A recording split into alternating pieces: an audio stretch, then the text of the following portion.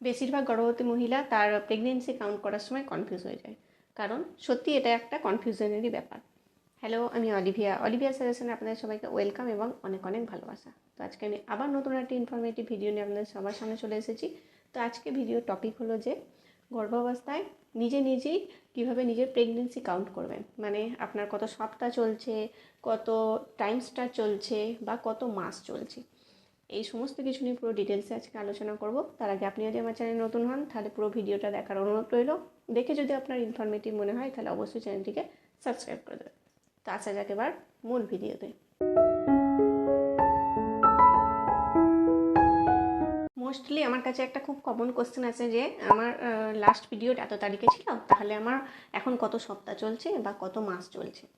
আবার অনেকে তো আবার এই কোশ্চেনটাও করে যে আমার 3 সপ্তাহ চলছে, তাহলে আমার কত মাস চলছে বা আমি কোন ট্রাইমস্টারে আছি। এই সব কিছু আজকে আমি ক্লিয়ার করব। তো তার আগে আমরা জেনে নিই যে গর্ভাবস্থা মানে কত সপ্তাহের হয় বা কত দিনের হয়।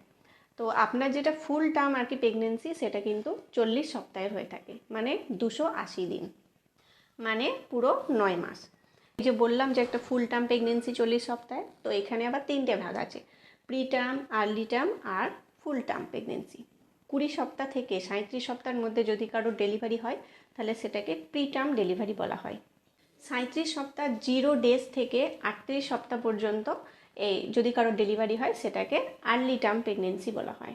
আর যেটা ফুল টার্ম ডেলিভারি হয় সেটা হচ্ছে 39 সপ্তাহ থেকে 40 সপ্তাহ 6 দিন। তো এর মধ্যে যদি কারো ডেলিভারি হয় তাহলে সেটাকে ফুল টার্ম প্রেগনেন্সি বলা হয়। 40 সপ্তাহ 6 দিন পরে যদি কারো ডেলিভারি হয় তাহলে সেটাকে বলা হয় মানে লেট টার্ম প্রেগনেন্সি, মানে আর কি তার দেরি করে আর কি ডেলিভারি হচ্ছে বলে তাহলে সেটাকে লেট টার্ম প্রেগনেন্সি বলা হয়। এবার আপনারা তো সবাই জানেনই যে গর্ভাবস্থায় 3টে টাইমস্টার থাকে: ফার্স্ট টাইমস্টার, সেকেন্ড টাইমস্টার আর থার্ড টাইমস্টার। এবার কনফিউশন এখানে যে মানে আমার কততম টাইমস্টার চলছে সেটা আমি বুঝতে পারছি না, তাহলে এই ব্যাপারটাও এবার একটু ক্লিয়ার করে দিই। আপনি যে কোনো একটা সপ্তাহ মানে আর কি মনে মনে ধরুন, আমি ধরছি একটা যে কোনো একটা সপ্তাহ আমি ধরি, যেমন ধরুন 14 সপ্তাহে আমি ধরছি। তো এই 14 সপ্তাহে যদি আমি আপনাকে জিজ্ঞাসা করি যে আপনার এটা কত টাইম স্টার চলছে, তা আপনি যেহেতু জানেন না তাহলে আপনি কনফিউজ হয়েই যাবেন, স্বাভাবিক, যে কত সপ্তাহ মানে কত টাইম স্টার চলছে। তো এই ব্যাপারটা এবার একটু ভালোভাবে বুঝিয়ে বলি। একটু আগে আপনাদের বললাম যে যেটা ফুল টার্ম প্রেগনেন্সি হয় সেটা 40 সপ্তাহের হয়। আর কটা টাইমসটা? 3টে টাইমসটা। তাহলে 3কে 40 দিয়ে যদি ভাগ করা হয় তাহলে কত দাঁড়াচ্ছে? 13.3। তো 13.3 সপ্তাহ বা উইক এটাকে বলা হচ্ছে। তো এটা কিন্তু মোটেও মানে আর কি গর্ভাবস্থার ক্যালকুলেশন নয়, এটা অনেকেই ক্যালকুলেট করে, তো যার জন্যই অনেক সমস্যাটা কিন্তু দাঁড়িয়ে মানে কনফিউজ হয়ে যায় অনেকে। তো ডাক্তারি ভাষায় যে ক্যালকুলেশনটা হয় সেটা আমি আবার ভালো করে আপনাদের বলি। তো আপনার যেটা ফার্স্ট উইক মানে পিরিয়ড আর কি মানে শেষ হওয়ার পরের দিন থেকেই কিন্তু মানে এই সপ্তাহটা কিন্তু কাউন্ট হওয়া শুরু হয়ে যায়। তো আপনার যেটা প্রথম সপ্তাহ মানে প্রথম সপ্তাহ থেকে 13 সপ্তাহ পর্যন্ত মানে ফার্স্ট টাইম স্টার্ট।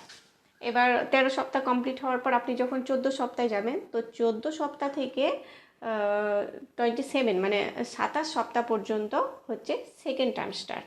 আর 28 সপ্তাহ থেকে 40 সপ্তাহ পর্যন্ত হচ্ছে মানে থার্ড টাইম স্টার্ট। তো আপনার যদি এটা মানে 14 সপ্তাহ চলে তাহলে আপনি আছেন এখন সেকেন্ড টাইম স্টারে। এবার সেকেন্ড যে কোশ্চেনটা আমার কাছে আরও বেশি আছে সেটা হলো যে মানে আমার 27 সপ্তাহ চলছে তাহলে আমার কত মাস, বা আমার 13 সপ্তাহ চলছে তাহলে আমার কত মাস। তো এই ব্যাপারটাও এবার একটু মানে কীভাবে ক্যালকুলেট করবেন সেটাও আমি এবার বুঝিয়ে বলে দিই। আপনি যদি প্রথম সপ্তাহ থেকে 4 সপ্তাহের মধ্যে থাকেন তাহলে সেটা হচ্ছে মানে প্রথম মাস। আর আপনি যদি 5 সপ্তাহ থেকে মানে 8 সপ্তাহের মধ্যে থাকেন তাহলে সেটা হলো সেকেন্ড মান্থ।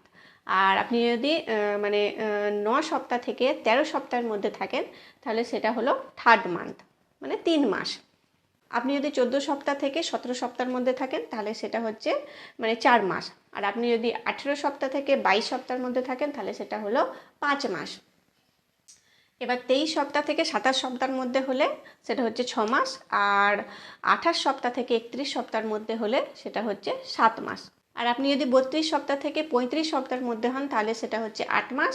আর আপনি যদি 36 সপ্তাহ থেকে 40 সপ্তাহের মধ্যে থাকেন তাহলে সেটা হলো মানে আর কি লাস্ট মান্থ, মানে 9 মাস। তো আপনার যদি 27 সপ্তাহ হয় তাহলে আপনি এখন আছেন 6 মাসে। তো এইভাবে গর্ভাবস্থায় সপ্তাহ থেকে মাসের হিসাবটা করতে হয়। তো আশা করি ব্যাপারটা আমি এটা একটু ক্লিয়ার করতে পেরেছি। আবার অনেকের মনে তো এটাও কোশ্চেন আসে যে মানে আর কি পুরো এক মাসে আর কি মানে আসে হচ্ছে 4টে সপ্তাহ। তো সেই অনুযায়ী 40 সপ্তাহ ধরে, তো 40 সপ্তাহটাকে আবার অনেকে 4 দিয়ে ভাগ করে। তো 40কে যদি 4 দিয়ে ভাগ করা হয় তাহলে দাঁড়াচ্ছে 10। তো তার মানে প্রেগনেন্সি কি তাহলে 10 মাসের? মোটেও না, প্রেগনেন্সি কিন্তু টোটাল 9 মাস 6 দিনের হয়ে থাকে। তো এবার তারপরে যেটা আর কি হয় মানে কারো যদি একটু লেটে ডেলিভারি হয় তাহলে সেটা তো আগেই বললাম যে লেট টার্ম প্রেগনেন্সি হয়, তার মানে 10 মাসের কিন্তু প্রপার হয় না। এই হিসাবটাকেই তারা ক্যালকুলেট করে অনেকে বলে যে 32 সপ্তাহ চলছে মানে আমার আর কি 8 মাস চলছে। যদি এই হিসাবটা কেউ করে থাকে তাহলে তো 36 সপ্তাহে 9 মাস কমপ্লিট হয়ে যাবে, তার মানে তার ডেলিভারিও হয়ে যাবে। তাহলে 36 সপ্তাহে যদি কারো ডেলিভারি হয় তাহলে তো সেটা প্রিম্যাচিওর বেবি হয়ে যাবে না। প্রেগনেন্সির ক্যালকুলেশনটা কিন্তু সম্পূর্ণ আলাদা। দেখুন কোনো মাস আছে আবার 28, মানে ফেব্রুয়ারি মাস যেমন আছে 28, কোনো সময় তো আবার লিপ ইয়ার হলে সেটা আবার 29 তারিখ হয়ে যায়, কোনো মাস আছে 30 তারিখ, কোনো মাস আছে আবার 31 তারিখ। তো এই সব কিছু পুরো কিন্তু ডিটেলসে নিয়ে মানে টোটাল আর কি কত দিন হচ্ছে, মানে টোটাল 280 দিনটাকে হিসাব করা হয়, মানে টোটাল 9 মাসটাকে কিন্তু হিসাব করা হয়। আর 40 সপ্তাহটাও কিন্তু এই হিসাবেই ধরা হয়।